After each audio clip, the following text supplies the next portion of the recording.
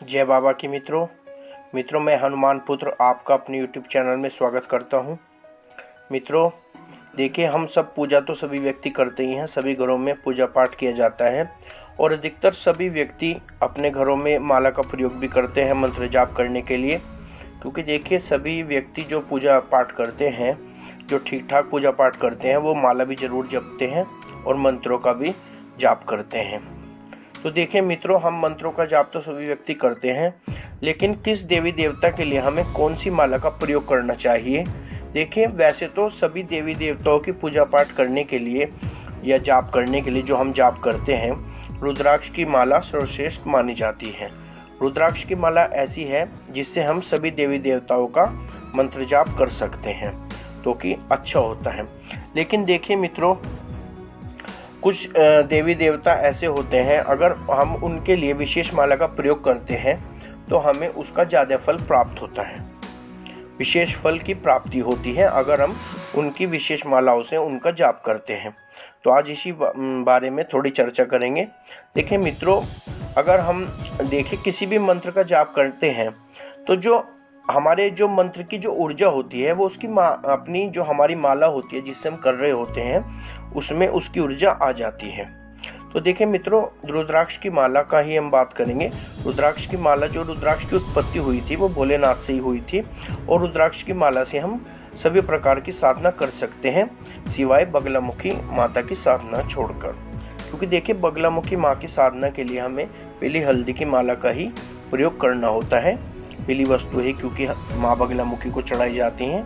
पीली मिठाई, पीले वस्त्र, हर चीज़ जो भी है वो पीली करके ही उनको अर्पित की जाती है। तो देखिए मित्रों, लेकिन जो है हम भोलेनाथ के मंत्रों का जाप और अन्य मंत्र का जाप भी रुद्राक्ष की माला से कर सकते हैं। तो देखिए, रुद्राक्ष की माला से हम कोई भी मंत्र जाप कर सकते हैं बिना किसी चिंता के, और भोलेनाथ के मंत्रों का भी जाप हम रुद्राक्ष की माला से कर सकते हैं।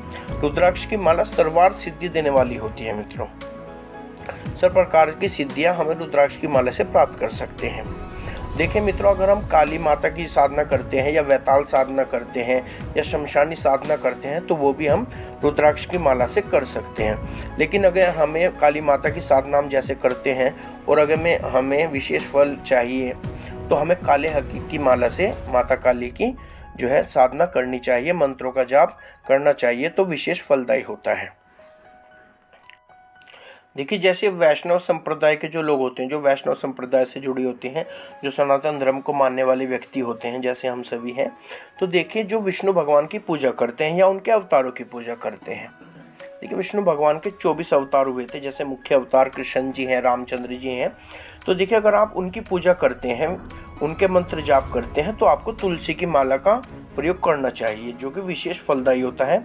तुलसी की माला का अगर आप जाप करते हैं तो आपको विशेष फल की प्राप्ति होती है। देखिए, अगर आप माँ भगवती की, दुर्गा माता की पूजा कर रहे हैं, साधना कर रहे हैं, तो अगर आप लाल चंदन की माला का प्रयोग करते हैं तो विशेष फलदायी होती है, अति उत्तम मानी जाती है। दुर्गा माँ की साधना के लिए आप लाल चंदन की माला का प्रयोग करिए।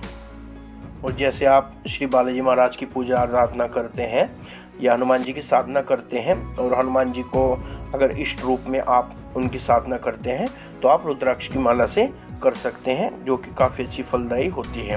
देखिए, अगर आप लक्ष्मी माता की साधना करते हैं धन के लिए, तो जो है आपको इस फटिक की माला से लक्ष्मी माता का जाप करना चाहिए, या आप कमल गट्टे की माला से भी जो है लक्ष्मी माता का जाप कर सकते हैं। देखिए मित्रों, तो जैसे मैंने आपको बताया कि काली माता की अगर आप साधना कर रहे हैं या वैताली, जो भी वैताल साधना होती हैं, शमशानी साधना होती हैं, तो आप काले हकीक की माला से कर सकते हैं, तो अति उत्तम है। चाहे तो आप रुद्राक्ष की माला से भी कर सकते हैं। माँ बगलामुखी की साधना आप जो है पीली हल्दी की माला से करें। माँ दुर्गा की साधना लाल चंदन की माला से करें। इसी प्रकार हनुमान जी की अगर साधना कर रहे हैं, तो आप जो है हनुमान जी की साधना रुद्राक्ष की माला से कर सकते हैं। और माँ लक्ष्मी की साधना में आप इस फटिक की माला, अगर धन प्राप्ति के लिए कर रहे हैं तो इस फटिक की माला और कमल गट्टे की माला से आप जो है माँ लक्ष्मी की उपासना जो साधना कर रहे हैं, उनके मंत्रों जाप का प्रयोग में आप जो है इस फटिक की माला और कमल गट्टे की माला का प्रयोग कर सकते हैं, जो कि अति उत्तम माना जाता है। देखिए, अगर आप भोलेनाथ की कृपा प्राप्त करना चाहते हैं, तो देखिए कुछ जो है आप रुद्राक्ष की माला से जाप कर सकते हैं और रुद्राक्ष की माला को आप गले में धारण भी कर सकते हैं। लेकिन अगर आप रुद्राक्ष की माला को गले में धारण करते हैं तो आपको ये ध्यान रखना है कि प्याज, लहसुन और मांस आदि का आप प्रयोग ना करें, उनका सेवन बिल्कुल भी ना करें।